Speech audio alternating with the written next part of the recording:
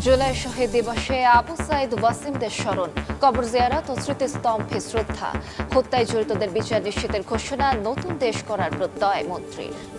British দম্ভ চূর্ণ করে আকাশে নীল সাদার উৎসব।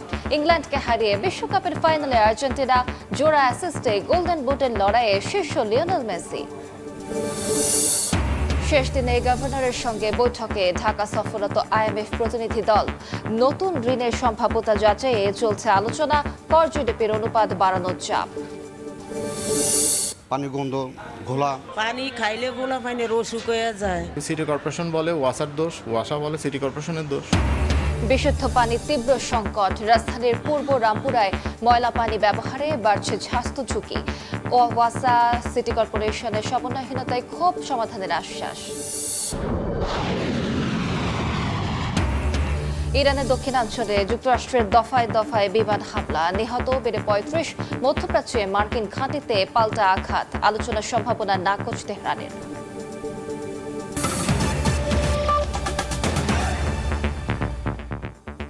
সময় সংবাদের সঙ্গে আছি আমি আলিশা ইসলাম।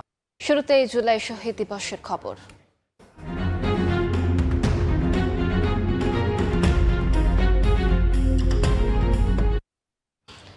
জুলাই আন্দোলনে এক নারকীয় হত্যাযজ্ঞের সূচনা হয় ২৪-এর ১৬ জুলাই। এদিন সারা দেশে ছাত্রদের ওপর হামলা চালায় পুলিশ, ছাত্রলীগ। পুলিশের গুলিতে বৈষম্য বিরোধী ছাত্র আন্দোলনের সমন্বয়ক আবু সাইদ ও ছাত্রদল নেতা ওয়াসিম আকরাম সহ নিহত হন ৬ জন, আহত হন কয়েকশো। ছাত্রনেতারা বলছেন ১৬ তারিখ আন্দোলনের বাঁক বদলের দিন। এদিন থেকেই নতুন গতি পায় আন্দোলন। উত্তাল জুলাইয়ের ১৬ তারিখের দিনলিপি তুলে ধরছেন নাজমুস সালেহী। কি রাজাকারের নাতিপুতিরা পাবে? সেটা আমার প্রশ্ন, দেশবাসীর কাছে প্রশ্ন, যে রাজাকারের নাতিপুতিরা সব কিছু পাবে, মুক্তিযোদ্ধারা পাবে না। ১৪ জুলাই ২০২৪ কোটা সংস্কারের দাবিতে সাধারণ শিক্ষার্থীদের আন্দোলনকে তুচ্ছ তাচ্ছিল্য করে দেয়া শেখ হাসিনার এই বক্তব্যে ফুঁসে ওঠে ছাত্র সমাজ। তাৎক্ষণিকভাবে বক্তব্য প্রত্যাহারের দাবি তোলে শিক্ষার্থীরা। রাত থেকে বিশ্ববিদ্যালয়ে জড়ো হতে থাকে তারা।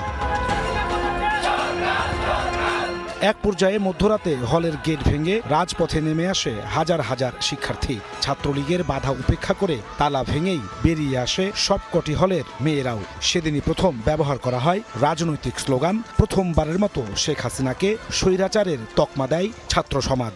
আমরা যে গ্রুপ খুলে আন্দোলনে অংশগ্রহণ করলাম ছাত্রদলের পোর্শন থেকে তুলনামূলক জুনিয়ররা, ওই গ্রুপে আমরা বললাম তোমরা এমন একটা স্লোগান তৈরি করো আজকে রাতেই হাসিনাকে যেন স্বৈরাচার শব্দে প্রতিষ্ঠিত করুন যায়। যেই স্লোগান তৈরি করো ওই স্লোগানে যেন স্বৈরাচার শব্দটা থাকে। তৎকালীন জিয়া হল ছাত্রদলের সহ সাংগঠনিক সম্পাদক এবং ওই সমন্বয় কমিটির সহ সমন্বয়ক রিজভী আলম রাজু ভাস্কর্যে দাঁড়াইয়াই ওই গ্রুপেই স্লোগান দেয়, তুমি কে আমি কে রাজাকার রাজাকার, সংযুক্তি করে কে বলেছে স্বৈরাচার। এরপর আন্দোলনকে রাজনৈতিক রং দেওয়ার চেষ্টা করে আওয়ামী লীগ। ১৫ জুলাই সকাল থেকে শিক্ষার্থীদের দমনের হুমকি দিতে থাকে ছাত্রলীগ ও সরকারের মন্ত্রীরা। মুক্তিযুদ্ধের বাংলাদেশে রাজাকার যারা হইতে যাবে এদের কোনো দাবি মানা হবে না। আমাদের যেটা প্ল্যান ছিল সেটা হলো যে আমরা যারা হাসপাতালে হামলা করেছে তাদের বিরুদ্ধে আমরা ব্যবস্থা করব, যার ফলে ঢাকার কয়েকটা মহানগরী সেখানে যায় এবং তাদেরকে ধাওয়া দিয়ে তাদেরকে বের করে দেয়। ১৫ জুলাই রাতে শিক্ষার্থীদের উপর হামলার প্রতিবাদে ফুঁসে ওঠে ঢাকা বিশ্ববিদ্যালয়। ওই দিন হল থেকে বের করে দেওয়া হয় ছাত্রলীগ কর্মীদের। বোনদের উপরে আঘাত করা হয়েছে নৃশংসভাবে এবং তাদের উপরে আক্রমণ করা হয়েছে। তারা সেখানে কিন্তু সকল বাঁধন ছিন্ন হয়ে গেছে। ওই দিন রাতেই প্রত্যেকটি হলে সংগ্রাম শুরু হয় এবং প্রত্যেকটি হল থেকে ছাত্রলীগকে বিতাড়িত করা হয় চূড়ান্তভাবে। ১৬ তারিখ সকাল থেকে সারা দেশে সকল শিক্ষা প্রতিষ্ঠানে শুরু হয় ব্যাপক বিক্ষোভ। দেশ জুড়ে শুরু হয় প্রতিবাদ প্রতিরোধ। এদিন সায়েন্স ল্যাব, নিউ মার্কেট এলাকায় আবারও হামলা করে ছাত্রলীগ। এই দিনেই নিহত হয় ৬ জন। সে সময়ে ফ্যাসিবাদ বিরোধী ছাত্র সংগঠনের নেতারা বলছেন আবু সাইদ ওয়াসিমের মৃত্যু যেন নতুন গতি আনে আন্দোলনের।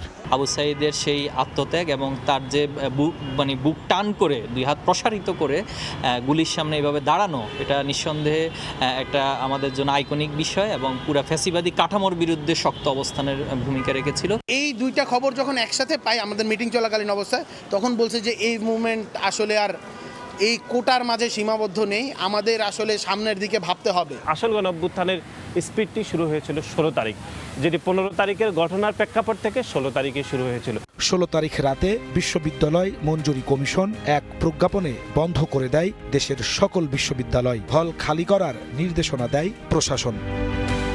2025 সাল থেকে 16 জুলাই শহীদ দিবস হিসেবে পালিত হচ্ছে।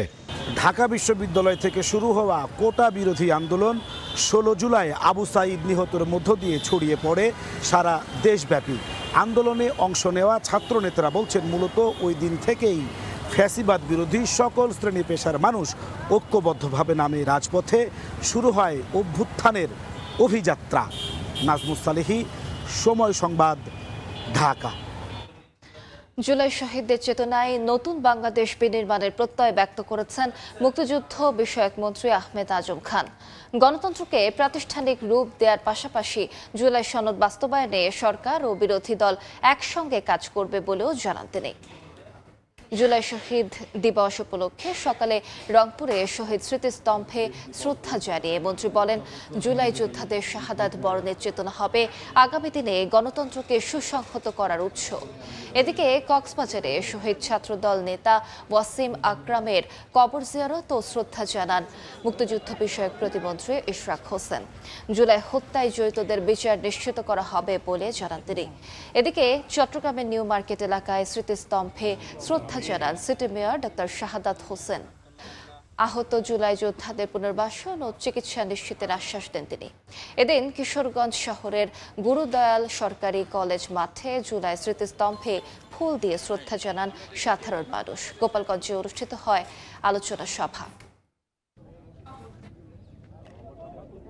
সবাই মিলে তাদের পাশে থাকতে হবে এবং জুলাই অগাস্টের যারা বিপ্লবী, যারা আহত হয়েছেন, ওই আহত পরিবারকে আমাদেরকে অবশ্যই দেখভাল করতে হবে, পুনর্বাসন করতে হবে এবং শহীদ পরিবারকে পুনর্বাসন করতে হবে। গণহত্যার সাথে যারা জড়িত ছিল, যারা নির্দেশদাতা ছিল, খুনি হাসিনার ফাঁসির দড়ি আমরা হাতে নিয়ে বসে আছি।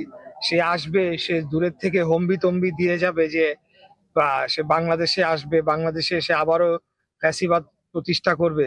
সেটা আমি মনে করি যে কেবলমাত্র তাদের রাজনৈতিক যে তারা যে বিলুপ্ত প্রায় হয়ে চলেছে সেটিকে কোনো রকমে জিয়ে রাখার জন্য এই ধরনের বক্তব্য তারা দিয়ে চলেছে। জুলাই চেতনা হবে এই আবু সাঈদ, এই ওয়াসিম আকরাম সহ 1400 আমাদের যোদ্ধাদের শাহাদাত বরণের চেতনা হবে আগামী দিনে গণতন্ত্রকে সুসংহত করা, দেশটাকে সমৃদ্ধির পথে এগিয়ে নিয়ে যাওয়া। জুলাই শহীদ দিবসের কর্মসূচির খবর জানাতে এই মুহূর্তে রংপুরের পীরগঞ্জে আছেন সহকর্মী আব্দুর রশিদ জীবন। সরাসরি যাচ্ছি তার কাছে। জীবন, 2024 সালে আজকের এই দিনে অন্যায়ের প্রতিবাদ করতে গিয়ে কোটা আন্দোলনের অন্যতম সমন্বয়ক বেগম রোকেয়া বিশ্ববিদ্যালয়ের শিক্ষার্থী পুলিশের গুলির সামনে দুহাত প্রসারিত করে দিয়ে পুলিশের গুলিতে তিনি নিহত হন এবং বলা চলে তিনি হচ্ছেন জুলাই অভ্যুত্থানের প্রথম শহীদ এবং আজকের এই দিনটিকে জুলাই শহীদ দিবস হিসেবে ঘোষণা করা হয়েছে এবং বেগম রোকেয়া বিশ্ববিদ্যালয়ের যে শিক্ষার্থী আবু সাঈদ তার যে সমাধিস্থল রয়েছে রংপুরের পীরগঞ্জের বাবনপুর, সেখানে কিন্তু আমরা দেখেছি নানা শ্রেণী পেশার মানুষের ঢল নেমেছে। তারা কিন্তু আসছেন এবং তারা এই আবু সাঈদের কবরকে ঘিরে জিয়ারত করছেন, দোয়া করছেন আল্লাহ যেন তাকে জান্নাতবাসী করেন, সেই দোয়াগুলো কিন্তু তারা করছেন। এবং আমরা দেখেছি একেবারে সকালে কিন্তু বিশ্ববিদ্যালয়ের প্রশাসন সহ বিশ্ববিদ্যালয়ের শিক্ষার্থীরা আবু সাঈদের সমাধিস্থলে এসেছিল, তারা শ্রদ্ধা জানিয়েছে, আবু সাঈদের সমাধিস্থলে দোয়া করেছে এবং এরপরেই কিন্তু আজকে কিন্তু এনসিপির যারা নেতৃত্ব রয়েছেন অর্থাৎ বিরোধী দলীয় চিফ হুইপ এবং এনসিপির আহ্বায়ক নাহিদ ইসলাম সহ এনসিপির যারা শীর্ষস্থানীয় নেতারা রয়েছে তারা একটু পরে এখানে আসবেন। এরপরে আসার কথা রয়েছে মুক্তিযুদ্ধ বিষয়ক মন্ত্রী আহমেদ আজম খান সহ সরকারের নানা মন্ত্রী, অনেক মন্ত্রী আসার কথা রয়েছে এবং যারা বিভিন্ন শ্রেণী পেশার মানুষ রয়েছে, আমরা দেখেছি বিভিন্ন সামাজিক সংগঠন, রাজনৈতিক সংগঠন, বিভিন্ন স্তরের মানুষ, তারা কিন্তু খণ্ড খণ্ড ভাবে এই বাবনপুরে আসছেন এবং আবু সাঈদের যে সমাধিস্থল সেই সমাধিস্থলে তারা কিন্তু এসে শ্রদ্ধা জানাচ্ছেন এবং আজকে সকাল থেকে কিন্তু এই যে পুরো এলাকাটি, এই এলাকাটি কিন্তু মানুষের পদচারণায় ভরে উঠেছে। এবং বলে রাখি 2024 সালের 16 জুলাই অন্যায়ের মুখে পক্ষে প্রতিবাদ করতে গিয়েই কিন্তু জীবন দান করেন আবু সাইদ, এবং তার যে আত্মদান, সেই আত্মদানের মধ্যেই কিন্তু যে জুলাই অভ্যুত্থান সেটি কিন্তু আসলে অন্যদিকে মোড় নিয়েছিল। এবং আমরা জানি তার এই আত্মদান কিন্তু স্ফুলিঙ্গের মতো ছড়িয়ে গিয়েছিল সারা দেশে, এবং সেই আন্দোলন কিন্তু কোটা আন্দোলন থেকে সরে গিয়ে সরকার পতনের আন্দোলনের রূপ নেয়। এবং আজকের এই যে দিনটি, সেই দিনটি কিন্তু সারা দেশের মতো রংপুরের মানুষ যারা রয়েছে তারা কিন্তু একেবারে গভীর শ্রদ্ধার সঙ্গে স্মরণ করছে। এবং আমরা সকালে দেখেছি রংপুরের যে জুলাই চত্বর রয়েছে সেখানে পুষ্পমাল্য অর্পণ করেছেন মুক্তিযুদ্ধ বিষয়ক মন্ত্রী সহ অন্যান্য যারা মন্ত্রী রয়েছেন, তারা কিন্তু সেখানে শ্রদ্ধা জানিয়েছেন। তো সব মিলিয়ে এই ছিল রংপুরের পীরগঞ্জ থেকে সবশেষ। সরাসরি যুক্ত ছিলাম রংপুরে। সবার জন্য নিরাপদ, মানবিক ও গণতান্ত্রিক দেশ বিনির্মাণের মাধ্যমেই জুলাই শহীদদের রক্তের ঋণ শোধ করা হবে। জুলাই শহীদ দিবস উপলক্ষে ফেসবুক পোস্টে এই কথা জানিয়েছেন প্রধানমন্ত্রী তারেক রহমান। 16 জুলাইকে ইতিহাসের অবিস্মরণীয় সন্ধিক্ষণ উল্লেখ করে প্রধানমন্ত্রী আরও বলেন, এদিন রাষ্ট্রীয় নিপীড়ন, প্রাণঘাতী শক্তির নির্মম প্রয়োগ এবং ভয়ভীতির রাজনীতির বিরুদ্ধে নিরস্ত্র অদম্য সাহসী বীর ছাত্র জনতার প্রতিরোধ জাতির বিবেককে জাগ্রত করেছিল। শহীদ আবু সাইদ, শহীদ ওয়াসিম আকরাম সহ 16 জুলাইয়ের সব শহীদদের আত্মার মাগফিরাত কামনা করেন। সরকার প্রধান তার পোস্টে আরও জানান, জুলাইয়ের গণ অভ্যুত্থান শুধু একটি আন্দোলনই ছিল না, এটি ছিল দীর্ঘ 1.5 দশক ধরে জনগণের ওপর চাপিয়ে দেয়া ফ্যাসিবাদ, প্রাতিষ্ঠানিক দুর্নীতি, লুণ্ঠন, গুম, খুন, দমনপীড়ন এবং ভোটাধিকার হরণের বিরুদ্ধে সমগ্র জাতির ঐক্যবদ্ধ প্রতিরোধ। শহীদের আত্মত্যাগ ও সংগ্রামের শক্তিতেই মানুষের তাদের মর্যাদা, অধিকার এবং গণতান্ত্রিক আকাঙ্ক্ষাকে নতুন করে প্রতিষ্ঠার সুযোগ লাভ করেছে।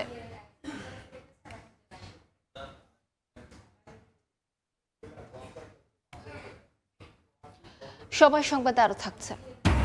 বড় পর্দায় খেলা দেখে ফিরছিলেন বাসায়, উত্তরায় বাস চাপায় প্রাণ গেল মোটরসাইকেল আরোহী 2 সাংবাদিকের। পাবনায় বাস অ্যাম্বুলেন্স সংঘর্ষে নিহত 2, আহত আরো 4। সাইবার অপরাধ রোধে প্রযুক্তিতে দক্ষতা বাড়ানোর বিকল্প নেই বলে জানিয়েছেন পুলিশের আইজিপি আলী হোসেন ফকির। সকালে রাজশাহীর সারদা পুলিশ একাডেমিতে 42তম ক্যাডেট এসআইদের প্রশিক্ষণ সমাপনী কুচকাওয়াজ শেষে কথা বলেন আইজিপি। বলেন, অপরাধ মোকাবেলায় প্রযুক্তিতে দক্ষতা বাড়াতে হবে, ভয়ভীতি ও প্রলোভনের ঊর্ধ্বে থেকে মামলা তদন্ত করতে হবে। জনগণের নিরাপত্তা নিশ্চিত ও আইনশৃঙ্খলা রক্ষায় যথাযথ ভূমিকা রাখার আহ্বান জানান তিনি।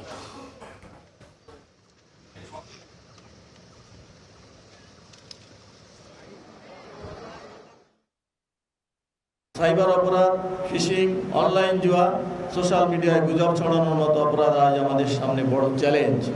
এই সকল চ্যালেঞ্জ মোকাবেলায় তোমাদের সব সময় নতুন প্রযুক্তির বিষয়ে আপডেট থাকতে হবে। কৃত্রিম বুদ্ধিমত্তা, ডিজিটাল ফরেনসিকের মতো আধুনিক প্রযুক্তির জ্ঞান অর্জন করতে হবে। ফিফা বিশ্বকাপের খবর।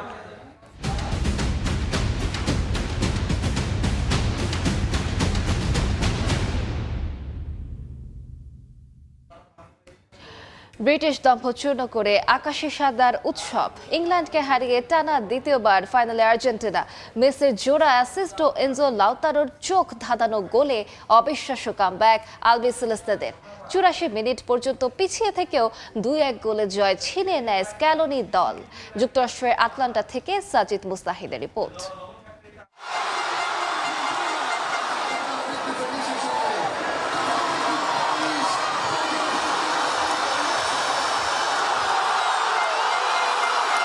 একই ভেন্যু, একই গল্প, কিন্তু প্রতিপক্ষ আলাদা। আটলান্টায় মিশরের বিপক্ষে অবিশ্বাস্য প্রত্যাবর্তনের পর ইংল্যান্ডের বিপক্ষে 8 মিনিটের ব্যবধানে 2 গোল আর্জেন্টিনার। 3 লায়নদের অপেক্ষা বাড়িয়ে টানা দ্বিতীয়বারের মতো বিশ্বকাপের ফাইনালে লিওনেল মেসির দল। কখনোই সেমিফাইনালে না হারের রেকর্ড নিয়ে মাঠে নামে আর্জেন্টিনা। তবে আটলান্টায় ম্যাচের শুরুতেই উত্তাপ। 3 মিনিটের মধ্যেই জোড়া ফাউল করে আর্জেন্টিনা। তবে রেফারি সদয় আলবিসেলেস্তে খেলোয়াড়দের প্রতি। প্রথমার্ধে বিরক্তিকর ফুটবল খেলে দু দলই। একে অপরকে ফাউল করায় মনোযোগ ছিল বেশি দু দলের খেলোয়াড়দের। প্রথমার্ধে 19 ফাউলের 12টি করে আর্জেন্টিনা, অন্যদিকে 7টি ইংল্যান্ড। ম্যাচের প্রথমার্ধে কোনো দলই পোস্টে কোনো শট নিতে পারেনি। 1966 বিশ্বকাপের পর এই প্রথম দেখা মিলল এমন দৃশ্য। বিরতির পর ফিরেই দারুণ কিছু আক্রমণে ইংল্যান্ডের ডিফেন্স কাঁপিয়ে দেয় আর্জেন্টিনা, কিন্তু গোলের দেখা পাচ্ছিল না লিওনেল মেসির দল। 55 মিনিটে অবশেষে ভাঙে ডেডলক, লিড পায় ইংল্যান্ড। মর্গান রজার্সের অ্যাসিস্টে গোল করেন অ্যান্থনি গর্ডন। এগিয়ে গিয়ে কৌশলে পরিবর্তন আনে ইংল্যান্ড, গোল করার পরিবর্তে রক্ষণে বেশি মনোযোগ দেয় থ্রি লায়ন্স। এটাই শেষ পর্যন্ত কাল হয় টুখেল বাহিনীর। এই সুযোগে একের পর এক আক্রমণ করে যায় আর্জেন্টিনা। 69 মিনিটে সমতা প্রায় এনেই ফেলেছিল আলবিসেলেস্তে। নিকো গনজালেজের হেড রুখে দেন ইংল্যান্ড গোলরক্ষক পিকফোর্ড। 76 মিনিটে জোড়া আক্রমণ আর্জেন্টিনার, দুইটাই সেভ করেন থ্রি লায়ন গোলকিপার পিকফোর্ড।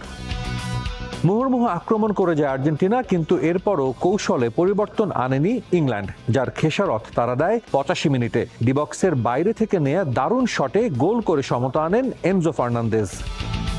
ম্যাচের যোগ করার সময়ে আবারও ম্যাকঅ্যালিস্টারের শট পোস্টে লেগে ফিরে আসে, তবে সেখান থেকেই বল নিয়ে দারুণ এক ক্রস দেন লিওনেল মেসি। জায়গা মতো ছিলেন বদলি হিসেবে নামা লাউতারো মার্টিনেজ। লিড নেয় আর্জেন্টিনা, উল্লাসে ফেটে পড়ে আটলান্টা স্টেডিয়াম। ম্যাচের বাকি সময় অনেক চেষ্টা করেও সমতা আনতে পারেনি ইংল্যান্ড, ফলে 2-1 গোলের জয়ে টানা দ্বিতীয়বারের মতো বিশ্বকাপ ফাইনালে পা রাখে আর্জেন্টিনা। ফুটবলে শেষ বাঁশি বাজার আগে শেষ বলে কিছু নেই। ইংল্যান্ডের অতি রক্ষণাত্মক কৌশলের কারণেই 60 বছর পর তাদের বিশ্বকাপের ফাইনালে খেলার স্বপ্নটা আর পূরণ হলো না।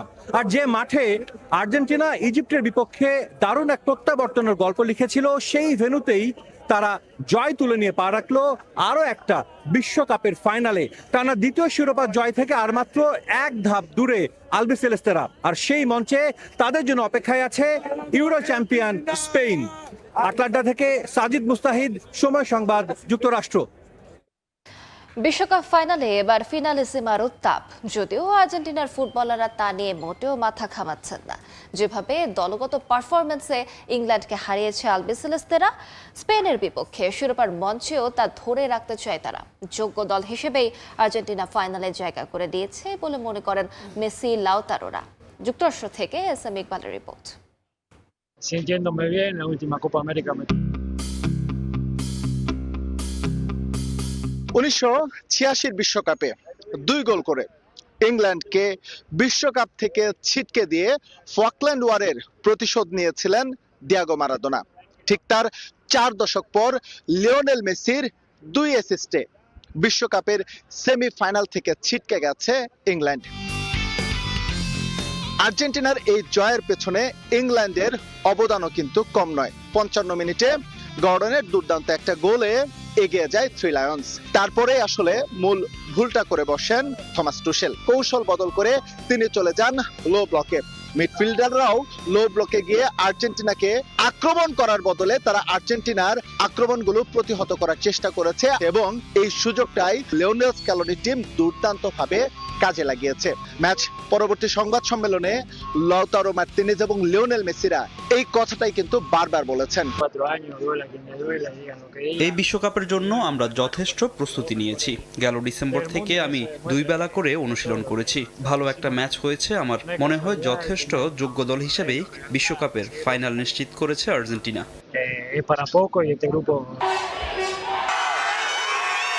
ইংলিশ টিম ম্যানেজমেন্ট তাদের মিডফিল্ডারকে উঠিয়ে নিয়ে তারা ডিফেন্সে আরো শক্তি বৃদ্ধি করার চেষ্টা করছিলেন। তখন কিন্তু লিওনেল স্ক্যালোনি তার ডিফেন্ডারকে উঠিয়ে তিনি আক্রমণ ভাগে লাউতারো মার্টিনেজকে নামান। স্পেশালি জোনাল মার্কিং এর কথা যদি বলি বা রাইট সাইডের যে কথাটা বলি, যেখানে লিওনেল মেসি স্পেস ক্রিয়েট করে 2টো গোল আদায় করে নিয়েছেন, সেই জায়গাটার কথা যদি বলি, এই সুযোগটা কিন্তু ইংল্যান্ডই করে দিয়েছে আর্জেন্টিনাকে। অনেকেই ফিনালিসিমার কথা বলছে, আমি এভাবে ভাবতে চাই না। আমাদের পুরো ফোকাস এখন বিশ্বকাপ ফাইনাল ঘিরে। হাতে যে সময়টুকু আছে চেষ্টা করব চূড়ান্ত প্রস্তুতি নিতে। স্পেন দারুণ একটা দল, তবে এই মুহূর্তে আমরাও দারুণ ছন্দে আছি। মিক্সচোন কিংবা সংবাদ সম্মেলনে বারবারই উচ্চারিত হয়েছে, সেটা হচ্ছে বিশ্বকাপে এবার ফিনালিজিমা। এটা নিয়ে মেসি, লাউতারো মার্টিনেজ সবাইকেই প্রশ্ন করা হয়েছিল, যদিও তারা বিষয়টা এভাবে না দেখে স্পেনকে শক্ত প্রতিপক্ষ হিসেবে মানছে। তবে দিন শেষে তাদের যে কাজ, সেই কাজের প্রতি দৃষ্টি রাখছে বেশি। আটলান্টা স্টেডিয়াম থেকে এস এম ইকবাল, সময় সংবাদ, যুক্তরাষ্ট্র। এদিকে আর্জেন্টিনা আবারও বিশ্বকাপের ফাইনালে ওঠায় উল্লাসে মাতেন বাংলাদেশি সমর্থকরাও। রাজধানীর বিভিন্ন স্থানে বড় পর্দায় প্রিয় দলের খেলা উপভোগ করেন তারা। মেসির হাতে আরও এক শিরোপা দেখার অপেক্ষায় আর্জেন্টিনা ভক্তরা। এ যেন রূপকথার এক রাজ্য, আবার যেন কোনো থ্রিলার সিনেমার শেষ দৃশ্য। এভাবেও কি লেখা যায় জয়ের মহাকাব্য? তলানি থেকে উঠে দেশের কোটি আর্জেন্টাইন সমর্থককে উল্লাসে ভাসিয়ে আরও একটি অবিশ্বাস্য কামব্যাকের গল্প লিখল লিওনেল মেসির আর্জেন্টিনা। সেমিফাইনালে হার শব্দটাই অপরিচিত আল বিসেলেস্তেদের। চলতি আসরেও নেই পরাজয়, সেই বিশ্বাসেই রাজধানীর বিভিন্ন স্থানে জড়ো হন সমর্থকেরা। কিন্তু 55 মিনিটে প্রতিপক্ষের গোলে মুহূর্তেই উৎসবের রং মুছে যায়, উচ্ছ্বাস রূপ নেয় নিস্তব্ধতায়। তখন মনে মনে ছাইড়ে দিছিলাম আর কি, যে ফেসবুকে ঢুকবো না, বাসায় যা চুপচাপ থাকবো আর কি, আশা ছেড়ে দিছিলাম। ইংল্যান্ড যখন একটা গোল দেয় তখন আমি একদম অলমোস্ট ভেঙে চুরে শেষ হয়ে গেছি ভিতর থেকে। তো তারপরও বিশ্বাস ছিল যে আমরা জিতবো, ইনশাল্লাহ এবার আমরা কাপ নিব। পুরো হতাশ হয়ে গেছিলাম আমরা, কিন্তু আমরা আত্মবিশ্বাসী ছিলাম যে আমরা জিতবো এবং জিতেছি। হার্টবিট অফ হয়ে গেছিল এক পর্যায়ে, তারপর যখন আমরা গোলটা দিছি তখন একটু শান্ত হয়েছি। তবে আর্জেন্টিনা তো জানে কিভাবে ফিরতে হয়। তাদের তো আছে মেসি, মার্টিনেজরা, যারা অসম্ভবকেও সম্ভব করার গল্প লিখতে জানেন। কেপারদের ম্যাচের কথা মনে পড়ে গেছে, যে ওই সেভগুলো ইজি গোলগুলা সেভ দিতেছিল। মানে গোল কি আজকেও জান প্রাণ দিয়ে ইংল্যান্ডের যে গোল কি, এত ভালো খেলা দেখি নাই। আমরা তো ফ্যান, আমরা তো ইমোশনাল হয়ে গেছিলাম একটা গোল খাওয়ার পরে।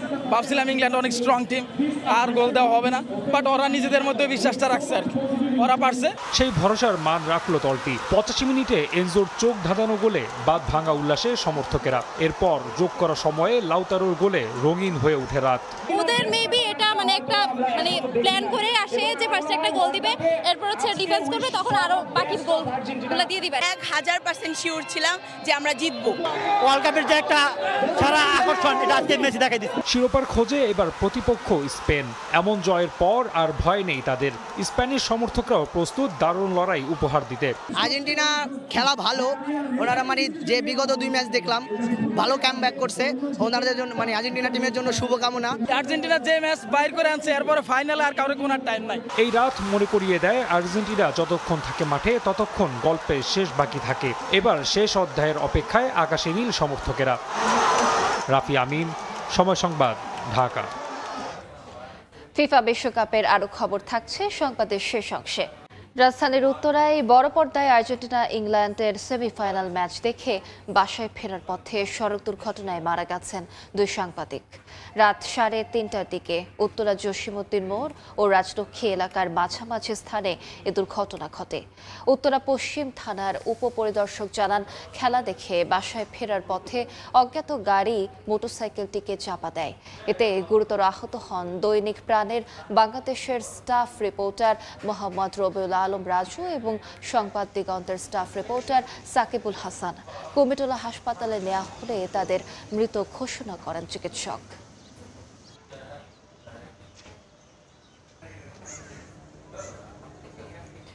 এদিকে পাবনায় বাস অ্যাম্বুলেন্স সংঘর্ষে প্রাণ গেল 2 জনের। সকালে ঢাকা পাবনা মহাসড়কের আতাইকুলার সরাডাঙ্গি এলাকায় এ দুর্ঘটনা ঘটে। পুলিশ জানায়, রাজশাহী মেডিকেল কলেজ হাসপাতাল থেকে মরদেহ নিয়ে পাবনার সাথিয়ায় বাড়িতে ফিরছিলেন স্বজনরা। এ সময় বিপরীত দিক থেকে আসা বাসের সঙ্গে অ্যাম্বুলেন্সের সংঘর্ষ হয়। এতে ঘটনাস্থলেই চালক সহ 2 জন নিহত হন। আহত হন আরও 4 জন।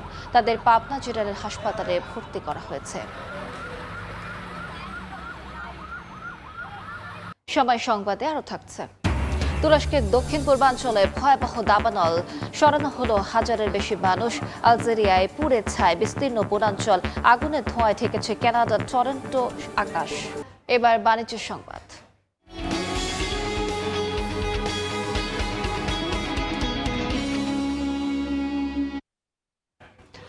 5 দিনের সফরের শেষ দিনে বাংলাদেশ ব্যাংকের গভর্নরের সঙ্গে বৈঠকে বসেছে আন্তর্জাতিক মুদ্রার তহবিল IMF এর প্রতিনিধি দল। সফর জুড়ে দেশের অর্থনীতি সংস্কার এবং নতুন ঋণ কর্মসূচির সম্ভাব্যতা নিয়ে সরকারের বিভিন্ন দফতরের সঙ্গে ধারাবাহিক বৈঠক করেছে তারা। গত 12 জুলাই ঢাকায় আসে IMF এর 12 সদস্যের ফ্যাক্ট ফাইন্ডিং মিশন।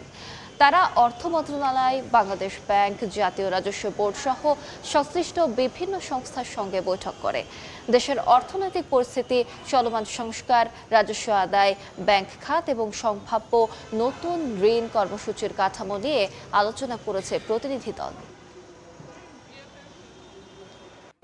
বাংলাদেশ সেনাবাহিনীর বৃক্ষরোপণ অভিযান উদ্বোধন করেছেন সেনাবাহিনী প্রধান জেনারেল ওয়াকারুজ্জামান। বৃক্ষরোপণে সাজায় দেশ, সবার আগে বাংলাদেশ প্রতিপাদ্যে সকালে ঢাকা সেনানিবাসের নির্ঝর আবাসিক এলাকায় গাছের চারা রোপণের মাধ্যমে 2 মাস ব্যাপী এই অভিযান উদ্বোধন করেন তিনি। কর্মসূচি চলবে সেপ্টেম্বরের শেষ সপ্তাহ পর্যন্ত। উদ্বোধনী অনুষ্ঠানে সবাইকে বৃক্ষরোপণের আহ্বান জানিয়ে সেনাপ্রধান বলেন, পরিবেশের ভারসাম্য রক্ষায় বৃক্ষরোপণ অত্যন্ত জরুরি। 11,35,36,000 বৃক্ষ আমরা সারা বাংলাদেশের বিভিন্ন সেনানিবাসে, জলসিঁড়িতে আমরা রোপণ করব। এটা একটা অত্যন্ত মহৎ কাজ। এটা আমাদের পরিবেশ বান্ধব। এখানে অক্সিজেন জেনারেট হয়, এই গাছ থেকে অক্সিজেন জেনারেট হয় এবং পরিবেশের সুরক্ষা দেয়। তো এই জন্য এটা আমরা অত্যন্ত গুরুত্বের সাথে আমরা এটা পালন করে থাকি। সচিবালয়ে সমসাময়িক ইস্যুতে কথা বলছেন স্বরাষ্ট্রমন্ত্রী সালাউদ্দিন আহমদ। সরাসরি যুক্ত হচ্ছে সেখানে। হয়তো মিডিয়াতে আসছে সেই জন্য বিষয়টা গুরুত্বপূর্ণ হয়েছে, এগুলো আমরা মনোযোগ দিচ্ছি না। 2-1টা জায়গায় হয়েছে, কারণ এই ট্রেন্ডটা ইন্টারিম গভর্নমেন্টের সময় দেখা গিয়েছে যে সচিবালয়ে ঢুকে গিয়ে পরীক্ষা স্থগিত করা বা বিনা পরীক্ষায় পাশের ঘোষণা, এই সমস্ত একটা অপকালচার তখন দেখা গিয়েছে, যেগুলোকে তারা হয়তো নিয়ন্ত্রণ করতে পারেনি, যার কারণে তারা এখনও সেই টেন্ডেন্সিটা বহাল রেখেছে। তবে তাতে করে আমরা শিক্ষার মান ক্ষুণ্ণ হোক এরকম কোনো বিষয়ে আমরা অ্যালাউ করব না, কারণ আমরা নকলমুক্ত পরিবেশে পরীক্ষা নিতে চাই এবং বাংলাদেশের যে শিক্ষার মান সেটা অনেক নিচে নেমে গিয়েছিল, সেটাকে আমরা পুনরুদ্ধার করে জাতীয়ভাবে আমরা একটা শিক্ষিত শক্তিশালী জাতি গঠন করতে চাই। সবাই জানেন, আপনারা কোনো দেশের শিক্ষা ব্যবস্থা যদি ধ্বংসপ্রাপ্ত হয় সেই জাতির কোনো ভবিষ্যৎ নাই। তো যেটা আমরা আগে লক্ষ্য করেছি যে ঢালাওভাবে গোল্ডেন জিপিএ 5 নাকি ইত্যাদি ঢালাওভাবে অটো পাস, তারপরে পরীক্ষায় নম্বর বাড়িয়ে দেওয়া ইত্যাদির প্রচলন আওয়ামী ফ্যাসিবাদের সময় একটা অপকালচার সৃষ্টি হয়ে গেছিল। তো তাতে করে আমাদের শিক্ষার মান অনেক নিচে নেমে গিয়েছে। আমরা এখন চেষ্টা করছি, কিছুদিন সময় লাগবে, কয়েক বছর সময় লাগবে, যাতে করে আমাদের সন্তানরা, এই জাতির ভবিষ্যৎ, তারা যাতে প্রকৃত শিক্ষায় শিক্ষিত হতে পারে এবং একটা নলেজেবল, জ্ঞান সমৃদ্ধ, প্রযুক্তি নির্ভর এবং বিশ্বের সাথে তাল মিলিয়ে প্রতিযোগিতায় টিকতে পারে সেরকম জাতি আমাদের বিনির্মাণ করতে হবে। সেই বিষয়ে আমরা আপোষহীন। সময় যে পুলিশের ছাত্রদেরকে মেরেছিল সেই ছবির সাথে সম্প্রতি যে আন্দোলন হয়েছে সেখানে মিলিয়ে ফেলা হচ্ছে, পুলিশ আবারও ছাত্রদের মেরেছে। পুলিশকে আসলে আপনাদের কি নির্দেশনা দেওয়া ছিল? না, এগুলো কিছু ডিসইনফরমেশন। প্রকৃত ঘটনা, তথ্য, ছবি, ভিডিও আপনাদের সামনে আছে। এগুলো বিভিন্ন সোশ্যাল মিডিয়াতে উত্তেজনা সৃষ্টি করার জন্য কেউ কেউ হয়তো ব্যবহার করছে।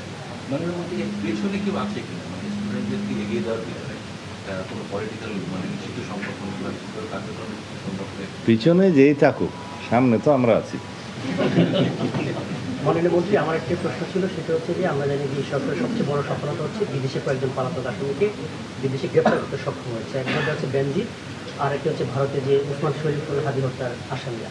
এই দুইজনকে আসলে দেশে ফেরানোর মন্ত্রীর অগ্রগতি করতে 2জন না, ভারতে আছে 3জন, আর আবুধাবি মানে ইউএইতে আছে 1জন, 4জন। আমরা দেশে সচিবালয়ে কথা বলছিলেন স্বরাষ্ট্রমন্ত্রী সালাউদ্দিন আহমদ। আমরা সরাসরি যুক্ত ছিলাম সেখানে। তার বক্তব্যের সম্পূর্ণ অংশ দেখতে ভিজিট করুন সময় টিভির ফেসবুক পেজে। আবারও বিশ্বকাপ প্রসঙ্গ। আর্জেন্টিনা ইংল্যান্ড মুখোমুখি হলেই উঠে আসে ফকল্যান্ড যুদ্ধ প্রসঙ্গ। এবারও বিশ্বকাপ সেমিফাইনালে দুর্দান্ত জয়ের পর সেলিব্রেশনেও নতুন করে আলোচনা জন্ম দিয়েছে আলবিসেলেস্তেরা। উদযাপন করা ব্যানারে লেখা ছিল ফকল্যান্ড দ্বীপপুঞ্জ আর্জেন্টিনার। ফিফার নিয়ম অনুযায়ী মাঠে রাজনৈতিক স্লোগান বা প্রতীক দেখানো সম্পূর্ণ নিষিদ্ধ।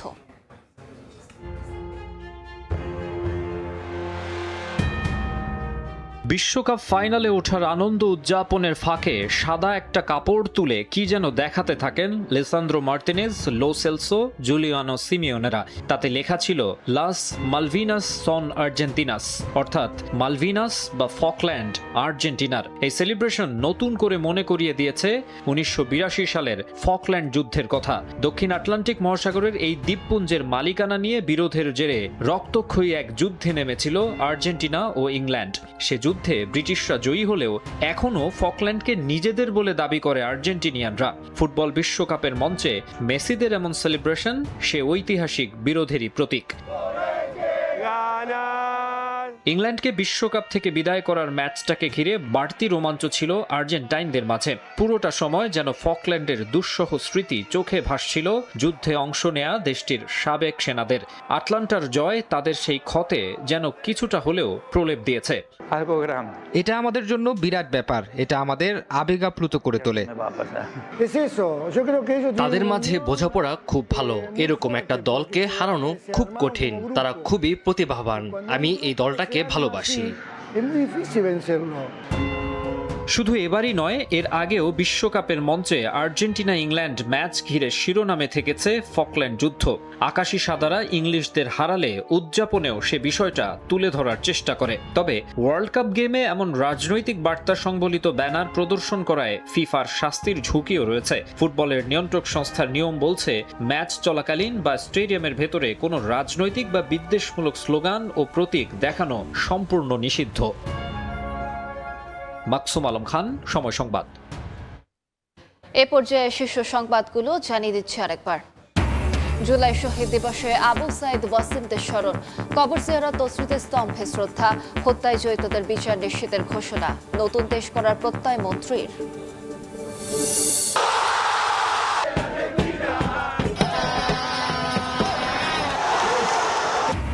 ব্রিটিশ দম্ভ চূর্ণ করে আকাশে নীল সাদার উৎসব, ইংল্যান্ডকে হারিয়ে বিশ্বকাপের ফাইনালে আর্জেন্টিনা, জোড়া অ্যাসিস্টে গোল্ডেন বুটের লড়াইয়ে শীর্ষ লিওনেল মেসি।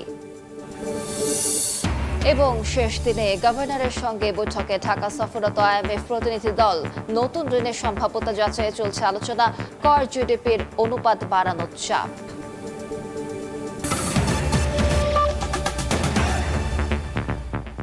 এই ছিল দুপুর 12টার সময় সংবাদে। দর্শক, বিশ্বকাপ ফুটবলের মহাযজ্ঞ সরাসরি সম্প্রচার করছে সময় টেলিভিশন। দেখতে চোখ রাখুন সময়ের পর্দায়। এরপর খেলার সময়ের সঙ্গে থাকবেন মালিহা সুহরাওয়ার্দী। আলিশা, আপনাকে ধন্যবাদ। খেলার সময় নিয়ে আসছি কিছুক্ষণ পর, সঙ্গে থাকুন সময়।